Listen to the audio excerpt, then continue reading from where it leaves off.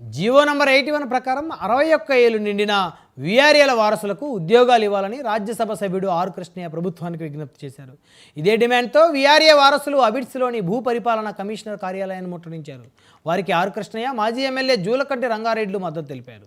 కాంగ్రెస్ ప్రభుత్వం అధికారంలోకి వచ్చిన వెంటనే వారసులకు ఉద్యోగాలు కల్పిస్తామని హామీ ఇచ్చారని, కానీ ఏడాదిన్నర గడుస్తున్నా ఇచ్చిన హామీని నెరవేర్చలేదని మండిపడ్డారు. దాదాపు 20,000 మందిలో 16,000 మందికి పైగా ఉద్యోగాలు ఇచ్చారు. బీఆర్ఏలో గతంలో దాదాపు 3,090 మంది బీఆర్ఏ వాళ్ళు నిలిపారు.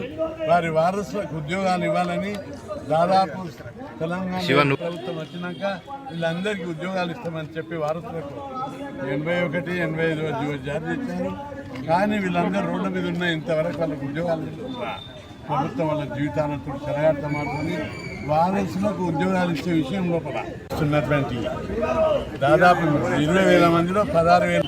రాష్ట్ర వ్యాప్తంగా రెవెన్యూ డిపార్ట్మెంట్లో గ్రామీణ ప్రాంతాల్లో బీఆర్ఏగా 2,555 మంది వెట్టి చాకిరీ చేస్తూ ఉన్నారు. వీళ్ళందరూ కూడా ₹3 నుంచి వాళ్ళ తండ్రులు వాళ్ళ తాతల దగ్గర నుంచి కూడా వెట్టి చేయించుకుంటూ రావడం అనేది జరుగుతూ ఉంది. అనేక రకాల పనులు వాళ్ళతో చేయిస్తూ ఉన్నారు.